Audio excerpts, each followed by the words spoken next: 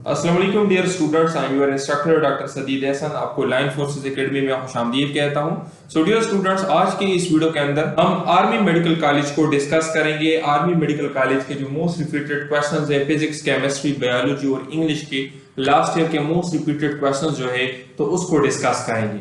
उनमें से जो जो पॉसिबल क्वेश्चंस इस बार आपके टेस्ट में आ सकते हैं तो वो भी आपको गाइड करेंगे, और पिछले साल के जो जो क्वेश्चंस थे तो उन सारे टॉपिक्स को इस वीडियो के अंदर हमने एक्सप्लेन किया। सो चलिए स्टार्ट करते हैं आज का अपना। सो डियर स्टूडेंट्स, इस वीडियो के अंदर हम क्या डिस्कस करेंगे? इस वीडियो के अंदर हम डिस्कस करेंगे सबसे पहली चीज, इस वीडियो के की पॉइंट्स क्या है, तो एग्जाम चैप्टर को हम डिस्कस करेंगे। लास्ट ईयर एग्जाम चैप्टर से जितने भी क्वेश्चंस आ चुके हैं वो सारे के सारे इस वीडियो के अंदर हमने डिस्कस किए हैं, और पॉसिबल क्वेश्चन जो आ सकते हैं जो मुख्तलिफ टेस्टों में, एमडीकेट, नम्स में आ चुके हैं, ठीक है, तो उनको भी हम डिस्कस करेंगे। सेंटेंस के ऊपर जो क्वेश्चंस आए, सेंटेंस के टाइप्स के ऊपर, तो उसको भी हम डिस्कस करेंगे। और ये मोस्ट रिपीटेड क्वेश्चंस है, अक्सर इनिशियल टेस्ट में आते हैं, एमडीकेट में भी आते हैं, नम्स में भी आते हैं। इलेक्ट्रोकेमिस्ट्री से जो मोस्ट इंपोर्टेंट क्वेश्चंस है, galvanic cell, voltaic cells, anode, cathode और ऑक्सीडेशन रिडक्शन रिएक्शंस, इनको डिस्कस करेंगे। हार्मोन्स को हम डिस्कस करेंगे, हार्मोन से जो क्वेश्चंस आए हैं, ठीक है, उनको डिस्कस करेंगे कि इनका रोल क्या है, ठीक है। अभी हमारे पास जो एड्रेनल मेड्यूला है वो कौन से हार्मोन्स को सीक्रेट करता है, एड्रेनल कॉर्टेक्स कौन से हार्मोन को सीक्रेट करता है, यूनिट्स को, जिस तरह के टेस्ला किसकी यूनिट है, वेबर किसकी यूनिट है, हॉर्स पावर किसकी यूनिट है, तो यूनिट्स को डिस्कस करेंगे। हाइब्रिडाइजेशन को भी डिस्कस करेंगे कि कौन सी कंपाउंड की हाइब्रिडाइजेशन क्या है, वहां से जो पास पेपर्स के अंदर क्वेश्चंस आए तो डिस्कस करेंगे। डायपोल मूवमेंट भी मैं आपको बताऊंगा, डायपोल मूवमेंट से भी लास्ट ईयर क्वेश्चंस आए थे, तो मैं आपको कंपाउंड बताऊंगा और आपको बताऊंगा कि आपने डायपोल मूवमेंट किस तरह से मालूम करनी है। और थर्मोकेमिस्ट्री से कुछ क्वेश्चंस आए थे एंथैल्पी के ऊपर, ठीक है, और इंटरनल एनर्जी के ऊपर, तो उसको भी डिस्कस करेंगे। सो चलिए स्टार्ट करते हैं आज का सबसे पहला लेक्चर।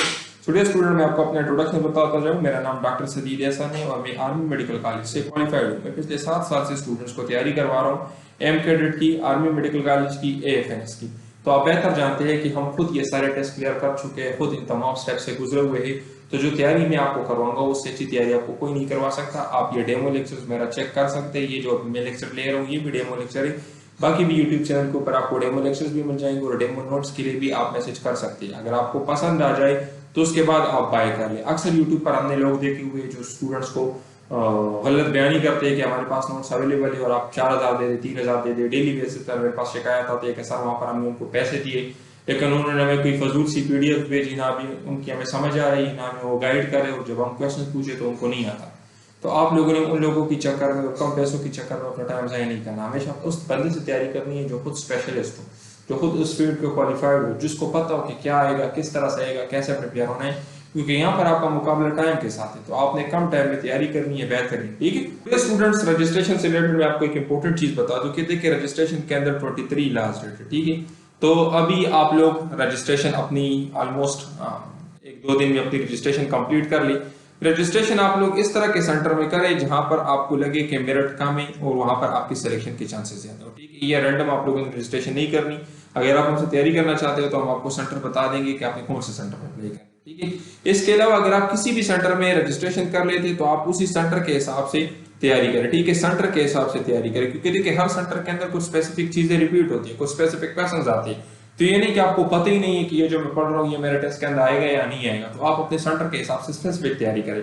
अगर आप हमारे कोर्सेज को बाय करना चाहते हो तो हम आपको सेंटर स्पेसिफिक तैयारी करवाएंगे, सेंटर के स्पेसिफिक कोर्सेज आपको देंगे, लेक्चर्स, नोट्स, प्रैक्टिस टेस्ट, सारी चीजें आपको आपके सेंटर के हिसाब से मिलेंगे। तो सबसे पहले हमारा क्वेश्चन क्या है कि पैंक्रियाटिक जूस जो है तो इसका पीएच क्या होता है? इसका पीएच एसिडिक होगा या आपका अल्कली, ठीक है, एसिडिक होगा या अल्कली होगा, ठीक है। तो देखिए डियर स्टूडेंट, पैंक्रियाटिक जूस कहां से सीक्रेट होता है? ये हमारे जिस्म में पैंक्रिया से सीक्रेट होता है, ठीक है, पैंक्रिया से। और ये पैंक्रिया जो है तो इसकी जो ओपनिंग है पैंक्रियाटिक जूस की, तो ये ड्यूडेनम के अंदर इसकी ओपनिंग होती है, ठीक है। ड्यूडेनम आपकी स्मॉल इंटेस्टाइन का फर्स्ट पार्ट है, ये भी एमसीक्यू आपसे पूछे जा सकते हैं। ड्यूडेनम क्या है? ड्यूडेनम आपके स्मॉल इंटेस्टाइन का पहला हिस्सा है। तो जब आप खुराक खाते हो तो आपके स्टमक के अंदर एसिड होता है जिसको कहते हैं HCl आपके स्टमक के अंदर होता है, और ये आपके खुराक को छोटे छोटे टुकड़ों में तकसीम कर देता है। स्टमक के बाद आपका जो खुराक है वो स्मॉल इंटेस्टाइन में आ जाता है, और स्मॉल इंटेस्टाइन के सबसे पहले हिस्से में आ जाते हैं, यानी स्मॉल इंटेस्टाइन के पहले हिस्से को हम क्या कहते हैं? ड्यूडेनम। ये क्वेश्चन लास्ट टाइम पूछा गया था, ठीक है। वहां पर चूंकि आपके मैदे में, आपके स्टमक में एसिड है, तो अभी इस एसिड की असर को तो खत्म करना है, क्योंकि या तो आपके जिस्म को नुकसान पहुंचा सकता है, आपकी स्मॉल इंटेस्टाइन को डैमेज कर सकता है। तो उसको खत्म करने के लिए उसको न्यूट्रलाइज करने के लिए। अब ये एसिड है तो एसिड को हम बेस से न्यूट्रलाइज करते हैं ना, तो ये बेस हमें कहां से आएगा, ये बेस आएगा पेंक्रियास से। और ये पेंक्रियास की जो ओपनिंग है, यहाँ से जो ओपनिंग आती है, ठीक है, स्फिंक्टर ऑफ ऑडी उसको कहते हैं, तो ये स्मॉल इंटेस्टाइन होता है, तो उसका नाम क्या है, स्फिंक्टर ऑफ ऑडी, ठीक है। और ये स्मॉल इंटेस्टाइन होता है, ठीक है, स्मॉल इंटेस्टाइन के पहले हिस्से ड्यूडेनम में। तो ये क्या है, ये आपके पास अल्कलाइन है, इसका पीएच क्या है, 7.8 से लेकर 8.4 तक इसका पीएच होता है। इसके अंदर क्या होते हैं, तो इसके अंदर ये एमाइलेज, लाइपेज और ट्राइप्सिनोजेन एंजाइम होते हैं, ठीक है। और इसका काम क्या है कि ये एसिडिक कायम को, स्टमक के अंदर जो खुराक होता है, जब उसके साथ एसिड मिल जाता है तो उसको कहते हैं कायम, उसको ये न्यूट्रलाइज करते हैं। तो आपको मैंने बता दिया कि एसिड को न्यूट्रलाइज करने के लिए हमारे पास बेस की जरूरत है, और पेंक्रियाटिक जूस हमारे पास एक बेसिक है। क्यों? क्योंकि यहाँ पता है कि इसकी पीएच भी अल्कलाइन है, तो इसकी पीएच क्या है, 7.8 to 7.4। ये क्वेश्चन लास्ट टाइम में था। अब यहाँ पर मैंने आपको दूसरा पॉइंट बता दिया, स्मॉल इंटेस्टाइन का पहला पॉइंट क्या है, ड्यूडेनम।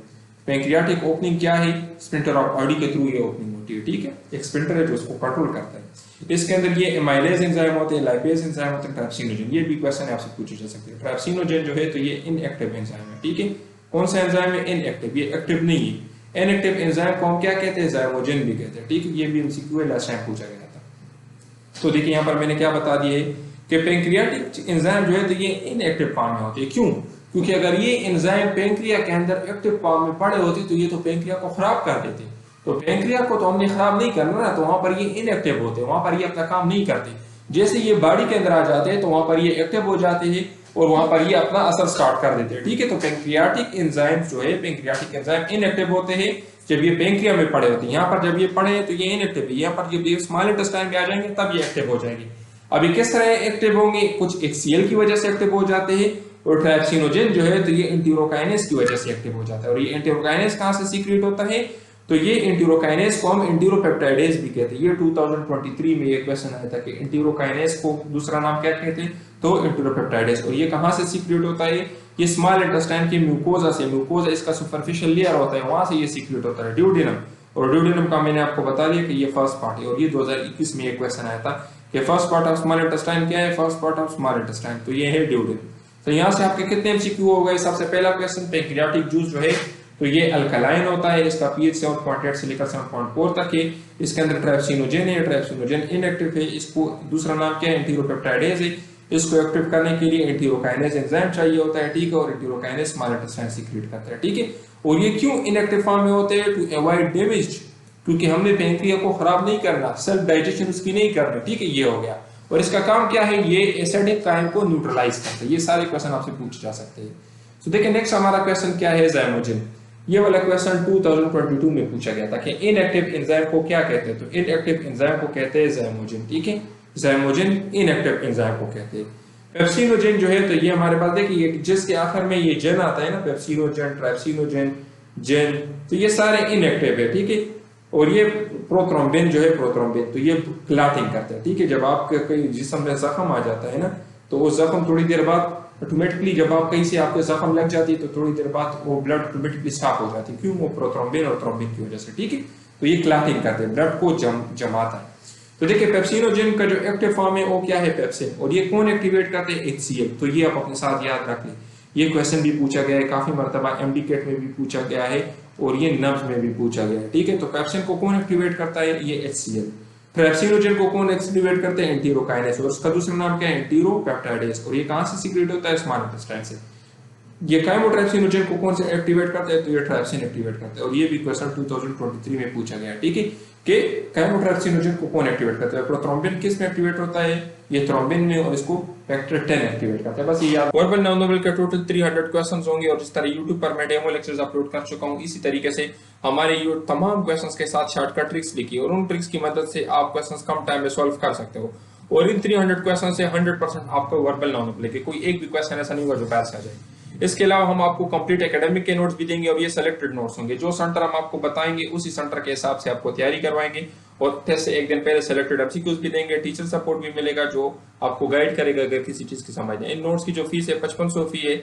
इसमें ये 4 सेट्स के नोट्स देंगे। ये देखिए एकेडमिक आ जाता है इसके अंदर, इनमें ये 4 सेट्स के नोट्स होंगे, ठीक है। देखिए ये एकेडमिक आ जाता है, पर्सनालिटी टेस्ट आ जाता है, नॉन वर्बल आ जाते हैं, और वर्बल। ये पर्सनालिटी टेस्ट आपकी इनिशियल टेस्ट के अंदर होता है, ठीक है, इसको OTI भी कहते हैं। तो अगर आप भी चाहते हैं कि आपका इनिशियल टेस्ट क्लियर हो, जिस तरह हमारे पहले स्टूडेंट्स इनिशियल टेस्ट क्लियर कर चुके हैं, तो आप हमसे रब्ता कर सकते हैं। इंशाल्लाह हम आपको जो नोट्स देंगे उसी से आपका टेस्ट आएगा और आपका टेस्ट क्लियर होगा। क्योंकि देखिए स्टूडेंट, सिर्फ टेस्ट को पास करना मकसद नहीं है, बल्कि टेस्ट में अच्छे मार्क्स लेने ताकि आपका नाम मेरिट में आ जाए। और इंशाल्लाह जो तैयारी हम आपको करवाएंगे, एक तो आपके सेंटर के हिसाब से होगी। सेंटर के हिसाब से तैयारी का यही मतलब है कि आपके ज्यादा मार्क्स आ जाए। कोई रैंडम तैयारी आपको नहीं करवाएंगे कि बस आपको पता ही ना हो कि मैं क्या पढ़ रहा हूँ, ये मेरा टेस्ट में आना है या नहीं आना। तो इंशाल्लाह अगर आप भी चाहते हैं कि आपका टेस्ट क्लियर हो और आपका नाम मेरिट में है, तो आप हमसे रब्ता कर सकते हो। ये देखिए हमारे स्टूडेंट्स के रिजल्ट थे जो अपनी इनिशियल टेस्ट क्लियर कर चुके हैं, उनके रिव्यूज हैं। तो और भी बहुत सारे स्टूडेंट्स, तकरीबन 250 से ज्यादा हमारे स्टूडेंट्स इनिशियल टेस्ट क्लियर कर चुके हैं। ताकि ये आपके लेवल का नहीं है, लेकिन याद है। तो देखिए स्टूडेंट्स, अभी हमने ये डिस्कस करना है ना कि कौन से एंजाइम कहाँ पर है, क्योंकि ये अक्सर पूछे जाते हैं। तो देखिए एमाइलेज जो एंजाइम है, तो ये आपके माउथ के अंदर भी होता है और ये पैंक्रियास के अंदर भी होते हैं। और ये किस चीज के ऊपर काम करता है, इसका काम क्या है, तो स्टार्च की ब्रेकडाउन इसका काम है। ठीक है, पेप्सिन एंजाइम कहाँ पर है, ये स्टमक के अंदर है और ये भी प्रोटीन को ब्रेकडाउन करता है।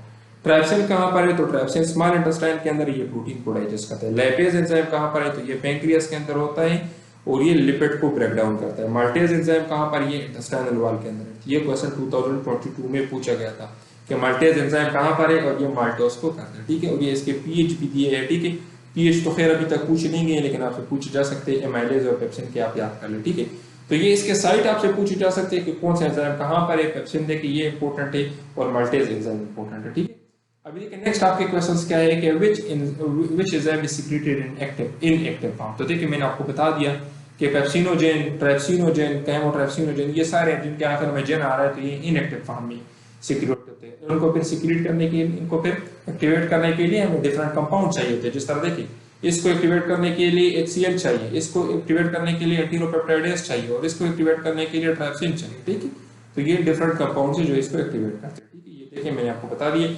और इनएक्टिव एंजाइम्स को क्या कहते हैं, ज़ाइमोजेन्स। ये क्वेश्चन भी काफी मर्तबा इनिशियल टेस्ट में रिपीट हो चुका है। ठीक है, अच्छा नेक्स्ट आपके पास क्वेश्चन क्या है कि thermal energy at constant pressure, इसको क्या कहते हैं, तो इसको एंथैल्पी कहते हैं। अभी देखिए एंथैल्पी क्या है, तो देखिए ये total heat content of a system. एक सिस्टम के अंदर टोटल हीट कंटेंट कितना है, इसको हम कहते हैं एंथैल्पी। ठीक है, एंथैल्पी इसको कहते हैं।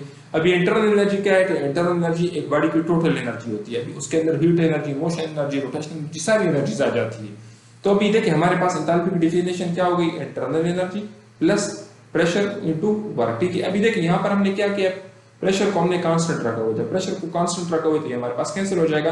तो अगर प्रेशर कांस्टेंट होगा तो बॉडी की जो थर्मल एनर्जी होगी वो सारी की सारी किस चीज के बराबर हो जाएगी, एंथैल्पी के बराबर हो जाएगी। तो ये चीज मैंने यहाँ पे मेंशन की है। ठीक है, तो जब आपके पास प्रेशर कांस्टेंट होगी, देखिए आपके पास एंथैल्पी की डेफिनेशन क्या है, इसका फार्मूला क्या है, internal energy plus pressure into change in volume, ये इसके। तो देखिए प्रेशर और ये तो आपने कांस्टेंट किया ना, जब ये आपने कांस्टेंट किया तो फिर आपके पास बॉडी की जितनी भी थर्मल एनर्जी होगी वो किस चीज के बराबर होगी, वो आपके पास बराबर होगी एंथैल्पी। ठीक है, चलिए देखिए नेक्स्ट आपके पास क्या है, टेस्ला किसके बराबर है, तो टेस्ला वेबर पर मीटर स्क्वायर के बराबर है। ठीक है, ये क्वेश्चन काफी मतलब इनिशियल टेस्ट में पूछा गया, बहुत मरतबा रिपीट हो चुका है। और ये किसकी यूनिट है, तो ये मैग्नेटिक फ्लक्स की यूनिट है। ठीक है, और ये वेबर और टेस्ला दोनों मैग्नेटिक फ्लक्स की यूनिट है। ठीक है, तो ये आपसे पूछा जा सकता है। नेक्स्ट आपका क्वेश्चन क्या है कि प्रेशर की यूनिट क्या है, तो देखिए पास्कल भी इसकी यूनिट है और इसका क्या है, न्यूटन पर मीटर स्क्वायर के बराबर है। ठीक है, 1 पास्कल।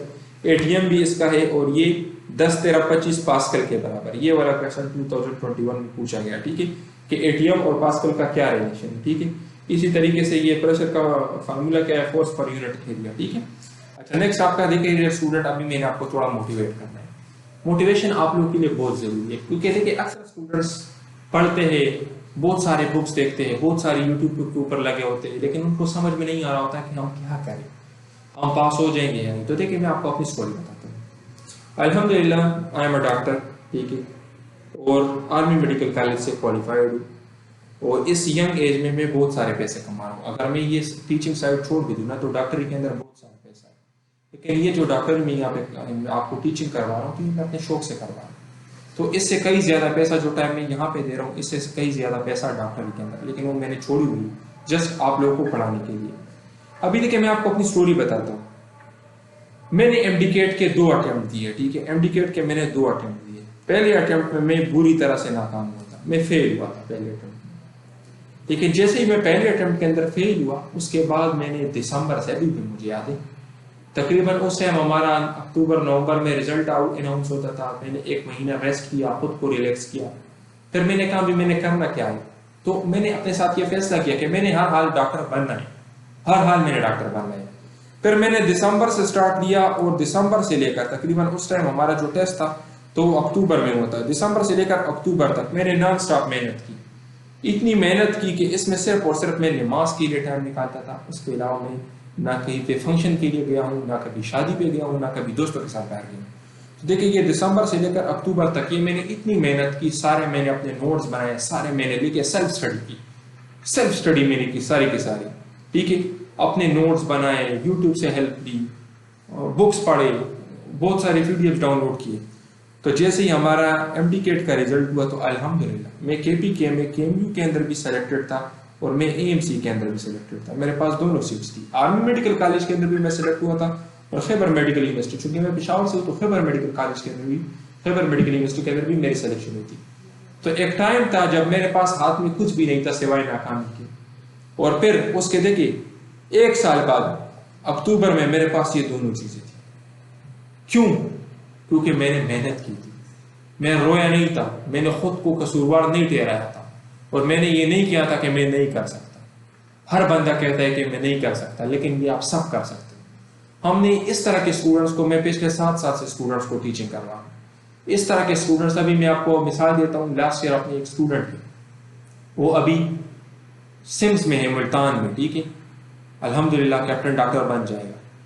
लास्ट ईयर जब वो मेरे साथ तैयारी कर रहा था आर्मी मेडिकल कॉलेज की, उसका नाम मैं नहीं ले रहा, लेकिन वो अगर ये वीडियो देख रहे हैं तो उसको भी पता चल जाएगा। उसके मेरे साथ बहुत अच्छे ताल्लुकात है, अभी भी मुझे मैसेज कर रहे थे कि सर आज मैं सिम्स मुल्तान में आपकी वजह से हूँ। जब उसका केपीके में उसका टेस्ट था, जब उसके टेस्ट का रिजल्ट निकला एमडीकेट, तो उसके तकरीबन कोई 150 मार्क्स थे। मीन्स इतने मार्क्स थे कि केपीके में उसको एमबीबीएस की सीट नहीं मिलनी थी। तो उसने मुझे कॉल की कि सर अभी मेरे तो इतने मार्क्स आए हैं। आर्मी मेडिकल कॉलेज का टेस्ट उसने क्लियर किया था, फिजिकल मेडिकल सब क्लियर किए थे, इंटरव्यू के लिए उसने फॉर्म सबमिट किए थे, लेकिन उस वक्त इंटरव्यू के कॉल्स किसी को नहीं मिलते। उसने मुझे कहा कि सर मेरे तो इतने कम मार्क्स आ गए, अभी मैं क्या करूँगा, मेरी आर्मी मेडिकल कॉलेज में सिलेक्शन हो जाएगी या नहीं। मैंने कहा उसको कि आपने बहुत मेहनत की है, एएमसी का टेस्ट आपने अच्छी तरीके से दिए, अभी आप सिर्फ इंटरव्यू की तैयारी करो, इंटरव्यू के ऊपर फोकस करो। उसने इंटरव्यू की तैयारी स्टार्ट की, शॉर्टलिस्ट तो नहीं हुआ था, लेकिन उसने इंटरव्यू की तैयारी स्टार्ट की। फिर क्या था, 15 दिन बाद उसके नाम आ गया मेरिट लिस्ट में, आर्मी मेडिकल कॉलेज के मेरिट लिस्ट में उसका नाम आ गया। वो चला गया इंटरव्यू के लिए, इंटरव्यू उसकी क्लियर हुई, फिर मेडिकल उसका क्लियर हुआ। जैसे ही मेडिकल क्लियर हुआ 3-4 दिन बाद उसको कॉल आ गई, ज्वाइनिंग लेटर उसको मिल गई। और वो पहले उसकी कराची में पोस्टिंग थी, कराची में उसकी सिलेक्शन हुई थी, बाद में वो Sindh Multan CMH institute of medical sciences जो है तो वहाँ पर आ गया मुल्तान में। अभी वो मुल्तान में फर्स्ट ईयर MBBS का स्टूडेंट है। तो जस्ट मैं आपको ये बता रहा हूँ कि आप लोगों ने मेहनत करनी है, मेहनत शर्त है। आप लोग जब तक खुद मेहनत नहीं करोगे तो कोई आपको मेहनत नहीं करवा सकता। मैं देखिए बहुत सारे लेक्चर दे रहा हूँ यूट्यूब पर, आपको समझा रहा हूँ, आपको गाइड कर रहा हूँ, लेकिन जब तक आप खुद मेहनत नहीं करोगे, आप खुद अपना बुक नहीं उठाओगे, आप खुद सेल्फ स्टडी नहीं करोगे, आप अपने ऊपर फोकस नहीं करोगे, तब कुछ भी नहीं हो सकता। आप अपने साथ ये अहद कर ले कि मैं कर सकता हूँ। देखिए मैं आप लोगों से बहुत वीक था। अभी मैं जब स्टूडेंट्स देखता हूँ अपने, तो मेरे स्टूडेंट्स बहुत ज्यादा तेज है, स्टडी में तेज है, वो मुझसे बहुत तेज है। मैं इतना स्टडी में तेज नहीं था, लेकिन अल्हम्दुलिल्लाह मेहनत की, अपने ऊपर टाइम लगाया, अपने ऊपर स्ट्रगल की, तो आज सब कुछ है मेरे पास। पैसा बहुत है, डिग्री है, और इस तरह की डिग्री जिसके लिए लोग मरते हैं, तो सारी चीजें। तो कहने का क्या मतलब है कि आप लोग मेहनत करें, मेहनत शर्त है, लेकिन मेहनत के साथ आप लोगों ने फजूल टाइम जाया नहीं करना। टाइम बहुत जरूरी है। अक्सर लोग क्या करते हैं कि ये यूट्यूब पर इधर उधर लोग लगे हुए यूट्यूबर्स जिन्होंने ना कभी टेस्ट पास किए हैं, और अगर पास भी किए तो सिर्फ इनिशियल टेस्ट, और वो आप लोगों को यूट्यूब पर टीचिंग करवा रहे और आपको कह रहे कि आप हमें पैसे दे दें, हम आपको तैयारी करवा देंगे। तो कभी भी आंखें बंद करके इन जगहों पर एडमिशन ना लें। मैं आप लोगों को अपना भी एहतसाब देता हूँ। मैं आप लोगों को कहता हूँ अगर मेरे पास एडमिशन लेना है तो पहले डेमो लेक्चर्स ले लो, डेमो चेक करो, आपको पसंद आ जाए तब एडमिशन लेना। इसी तरीके से आपने जहाँ पे भी एडमिशन लेना है तो पहले डेमो नोट्स चेक कर लो, डेमो लेक्चर चेक कर लो, आपको पसंद आ जाए तब एडमिशन लेना। कभी भी ब्लाइंडली आप एडमिशन ना ले कहीं पे भी, क्योंकि वो आप लोगों का टाइम जाया करेंगे। एट द एंड आपका साल जाया हो जाएगा, और आप लोगों के पैसे तो आपके पास दोबारा आ सकते हैं, लेकिन आपका साल वापस नहीं आ सकता। तो आप सोच समझ कर एडमिशन लें, कहीं पे फजूल जगहों पे अपने पैसे जाया ना करें। सो ये आप लोगों के लिए थोड़ी बहुत मोटिवेशन थी।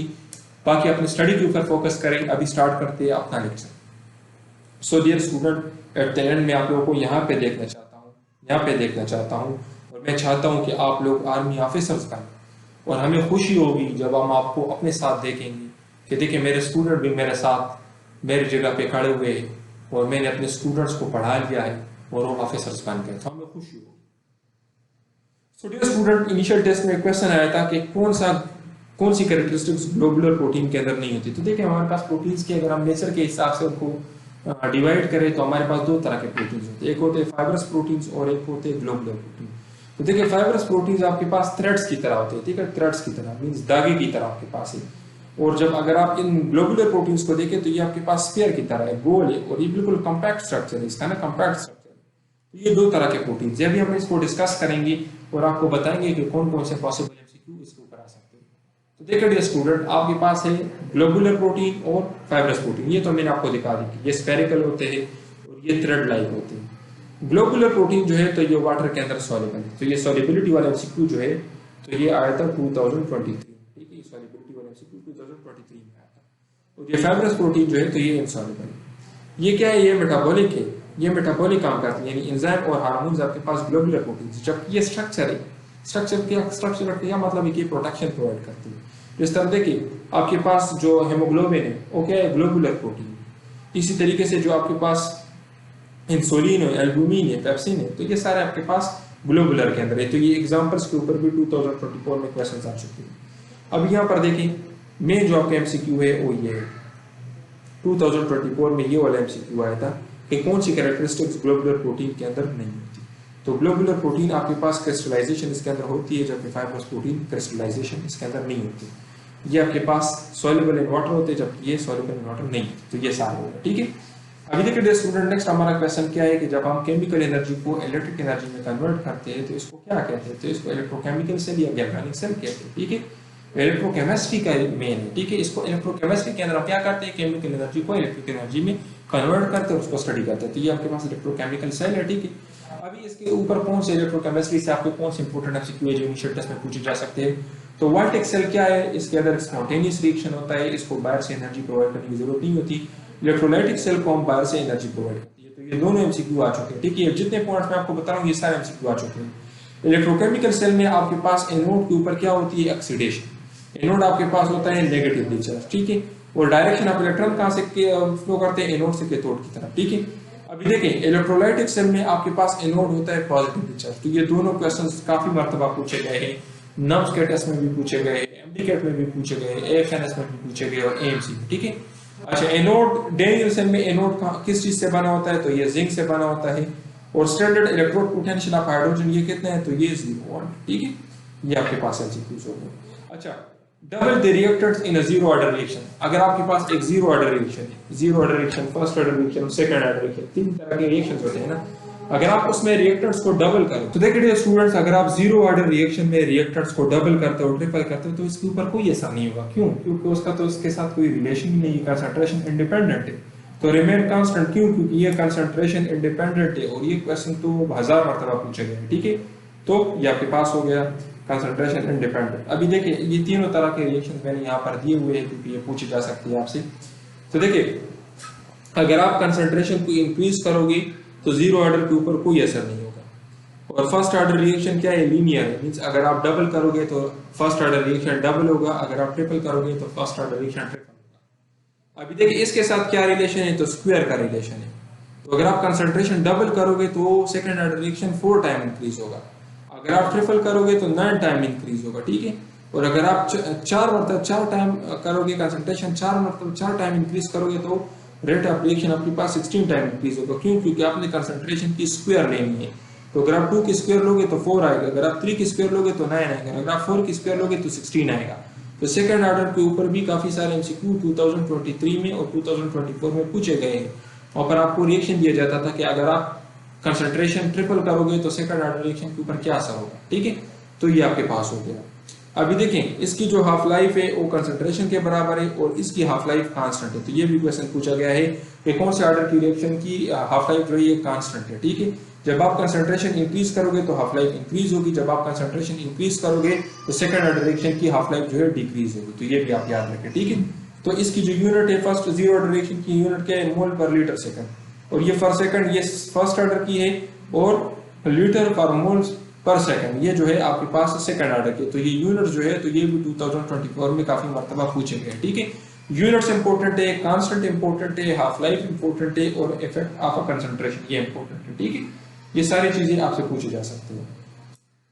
सो देखिए डियर स्टूडेंट्स, यहाँ पर पूछा गया कि प्रोटेस्ट का एंटीनम या अपोजिट क्या है। तो प्रोटेस्ट, ये देखिए पीटीआई वाले अक्सर प्रोटेस्ट करते हैं, तो इसका क्या है, सपोर्ट करना। प्रोटेस्ट का क्या मतलब है, जब आप किसी के खिलाफ निकलते हैं ना, तो इसका क्या होगा, सपोर्ट, एग्री और अप्रूव। ठीक है, अच्छा देखिए नेक्स्ट आपका क्या है कि well done you have pass the test, ये कौन सी सेंटेंस है। तो देखिए इसके अंदर ये मार्क आपको नजर आ रहा है, पंक्चुएशन मार्क, तो ये एक इमेजनरी सेंटेंस है। ठीक है, अभी सेंटेंस की क्या टाइप है, तो असर्टिव सेंटेंस क्या है, सिंपल स्टेटमेंट, कोई भी simple statement, he is a boy, she is a girl, ये सिंपल सेंटेंसेस है। These are assertive sentences. Exclamatory sentences कौन से होते हैं, जिसके अंदर कोई इमोशन हो, देखिए well done you have pass the test. ठीक है, इंटरोगेटिव उसमें क्वेश्चन पूछा जाता है, इंपेरेटिव उसमें कमांड या रिक्वेस्ट होती है। ठीक है, अच्छा नेक्स्ट आपका क्वेश्चन क्या है, सेंटेंसेस के टाइप्स के ऊपर, ये क्वेश्चन अक्सर पूछे जाते हैं और ये 2024 में हर टेस्ट के अंदर दो क्वेश्चन इससे लाजमी होते थे इंग्लिश के अंदर। सिंपल सेंटेंस क्या है, कंपाउंड सेंटेंस क्या है, कॉम्प्लेक्स सेंटेंस क्या है, और कंपाउंड और कॉम्प्लेक्स सेंटेंस दो मिलकर। तो सिंपल सेंटेंस के अंदर एक इंडिपेंडेंट क्लॉज होता है, जिस तरह कि she run fast, he is a boy, she is a girl, और इसी तरीके से ये आपके पास एक इंडिपेंडेंट क्लॉज होता है। इसके अंदर टू इंडिपेंडेंट क्लॉज होते हैं और उसको ज्वाइन किया होता है फैन क्लॉज, फॉर, एंड, नर। ठीक है, और ये सारे इसके अंदर एंड के साथ ज्वाइन होते हैं, तो ये फैन वॉइस। अगर इसके साथ दो इंडिपेंडेंट क्लासेस, देखिए शी रन फास्ट और ही वॉक स्लोली, तो ये दोनों इंडिपेंडेंट सेंटेंसेस है ना, और इसको एंड के थ्रू मिलाया गया, तो ये आपके पास कंपाउंड सेंटेंसेस है। और कॉम्प्लेक्स सेंटेंसेस कौन से होंगे, इसके अंदर एक इंडिपेंडेंट क्लास होगा, एक डिपेंडेंट क्लास होगा। देखिए शी स्लेप्ट अर्ली, तो ये इंडिपेंडेंट है ना, कंप्लीट सेंटेंस है। और ये देखिए because she was tired, because she was tired एक इनकम्प्लीट सेंटेंस है, ये अपने मानी के लिए डिपेंड कर रहा है इस सेंटेंस के ऊपर, तो दिस इज कॉम्प्लेक्स सेंटेंस। तो कॉम्प्लेक्स के ऊपर काफी सारे क्वेश्चन 2024 में पूछे गए। कॉम्प्लेक्स कंपाउंड सेंटेंस क्या है, जिसके अंदर टू डिपेंडेंट क्लास होते हैं, वन डिपेंडेंट क्लास होता है। ठीक है, अच्छा देखो 1 हॉर्स पावर किसके बराबर है, तो ये 746 वाट के बराबर है। स्पीड ऑफ लाइट क्या है वैक्यूम में, तो 3 × 10⁻⁸ मीटर पर सेकंड, और ये क्या है, कांस्टेंट है, आगे इनर्शियल पोटेंशियल। ठीक है, नेक्स्ट आपके पास क्या है, तो जिंक कौन सा टाइप ऑफ बॉन्ड बनाता है, तो ये मेटालिक बॉन्ड बनाता है। ठीक है, और मेटल अपने डीलोकलाइज इलेक्ट्रॉन्स को शेयर करते हैं। इसकी अपीयरेंस किस तरह से थी, तो ये एक वाइट कलर का कंपाउंड और हाइग्रोस्कोपिक है। हाइग्रोस्कोपिक का क्या मतलब, ये ऑब्जर्व करता है वाटर को। ये क्वेश्चन 2024 में पूछा गया है, ये भी आपसे, और इसकी जो ज्योमेट्री आपसे पूछी जा सकती है, इसकी ज्योमेट्री कौन सी है, तो टेट्रागोन है। ठीक है, अच्छा नेक्स्ट आपका क्वेश्चन क्या है, बॉन हेबर साइकिल हम किस लिए यूज करते हैं, तो ये हम आयनिक कंपाउंड की एंथैल्पी को, एनर्जी को मालूम करने के लिए, लेटेस्ट एनर्जी को मालूम करने के लिए हम यूज करते हैं। ठीक है, अच्छा नेक्स्ट आपके पास क्वेश्चन क्या है, BCl2 के अंदर कौन सी हाइब्रिडाइजेशन होती है। तो देखिए BCl2 का स्ट्रक्चर मैं आपको बता दूं, इसका एक लीनियर स्ट्रक्चर है। अगर लीनियर स्ट्रक्चर है तो 180 इसकी ज्योमेट्री है। ठीक है, 180 डिग्री इसकी ज्योमेट्री है, लीनियर इसकी ज्योमेट्री है, 180 इसके अंदर आपके पास एंगल होती है। अब इसके अंदर देखें तो दो वैलेंस इलेक्ट्रॉन्स होते हैं। ठीक है, दो वैलेंस इलेक्ट्रॉन्स होते हैं और दो बॉन्ड्स होते हैं, तो टोटल हो गए 2 + 2 4। तो अगर इसके अंदर 4 बॉन्ड्स है तो ये आपके पास कौन सी है, तो ये आपके पास sp हाइब्रिडाइजेशन होगी। ठीक है, अभी देखिए नेक्स्ट आपका क्वेश्चन क्या है कि एपिनेफ्रिन को कौन सीक्रेट करता है, तो इसको सीक्रेट करते हैं एड्रिनल मेडुला। और इसका काम क्या है, तो एड्रिनल मेडुला ये ब्लड प्रेशर को इंक्रीज करता है, हार्ट रेट को इंक्रीज करता है, ये फ्लाइट या फ्लाइट हार्मोन है, और इसको हम एड्रेनलिन भी कहते हैं। ठीक है, अगर एपिनेफ्रिन को हम एड्रेनलिन कहते हैं तो नॉन एपिनेफ्रिन को हम नॉन एड्रेनलिन कहते हैं। ठीक है, और ये हमारे पास हॉस्पिटल्स में भी होते हैं, जब हमारे पास पेशेंट्स आ जाते हैं जिनका ब्लड प्रेशर बहुत ज्यादा कम हो, तो शॉप में जाते हैं, तो फिर हम उनको एपिनेफ्रिन के इंजेक्शंस लगाते हैं ताकि उनका ब्लड प्रेशर बढ़े। फिर एक हमारे पास होता है एड्रेनल कॉर्टेक्स। ये देखिए अगर ये हमारे पास एड्रेनल ग्लैंड है ना, तो एक इसका अंदर वाला हिस्सा है जिसको कहते हैं एड्रेनल मेडुला, और एक इसका बाहर वाला हिस्सा है जिसको हम कहते हैं एड्रेनल कॉर्टेक्स। एड्रेनल कॉर्टेक्स हमारे पास सारे स्टीरॉइड्स हार्मोन को सीक्रेट करते हैं। ये आपसे एमसीक्यू में पूछे जा सकते हैं कि स्टीरॉइड हार्मोन कौन से हैं, तो ग्लूकोकॉर्टिकॉइड और मिनरल कॉर्टिकॉइड, इस तरह के कार्टिसोल और एल्डोस्टेरोन, तो ये एड्रेनल कॉर्टेक्स सीक्रेट करता है। जबकि जो एड्रेनल मेडुला जो इनर स्ट्रक्चर है, तो ये एपिनेफ्रिन और नॉन एपिनेफ्रिन को सीक्रेट। यहाँ पर क्वेश्चन पूछा गया है कि कौन सा इसमें डिफरेंट है, तो देखिए कैंगरू इन सब में डिफरेंट है। क्यों डिफरेंट है, आपने कैंगरू की तस्वीर देखी होगी, उसके साथ इस तरह का एक पाउच होता है, उस पाउच के अंदर उसका बच्चा होता है। क्यों, क्योंकि ये जब अपना बच्चा, ये जब उसका बच्चा पैदा हो जाता है तो ये इमेच्योर होता है, मींस ये फुली डेवलप नहीं होता, तो ये अपने बच्चे को अपने पाउच के अंदर रखता है, वहां पर उसको फीड करता है, वहां पर उसको दूध देता है, और ये फिर वहां पर इसका बच्चा मैच्योर हो जाता है। जब बच्चा मैच्योर हो जाता है तो फिर पाउच से बाहर आता है।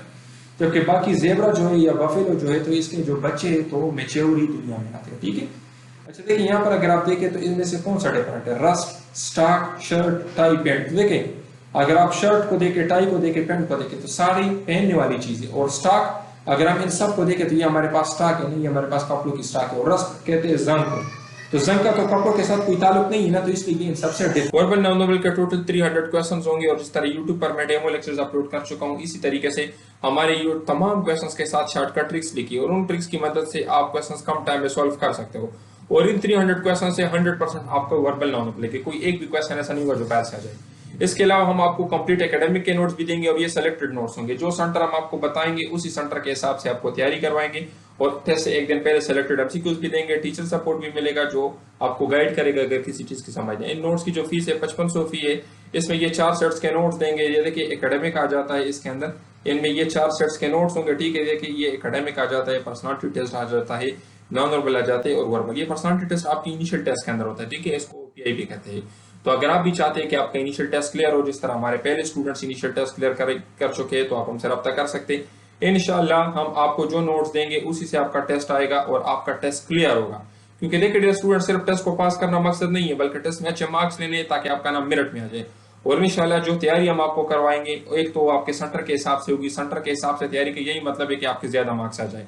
कोई रैंडम तैयारी आपको नहीं करवाएंगे कि बस आपको पता ही ना हो कि मैं क्या पढ़ रहा हूँ, ये मेरा टेस्ट में आना है या नहीं आना। तो इंशाल्लाह अगर आप भी चाहते हैं कि आपका टेस्ट क्लियर हो और आपका नाम मेरिट में है, तो आप हमसे रब्ता कर सकते हो। ये देखिए हमारे स्टूडेंट्स के रिजल्ट थे जो अपनी इनिशियल टेस्ट क्लियर कर चुके हैं, उनके रिव्यूज हैं।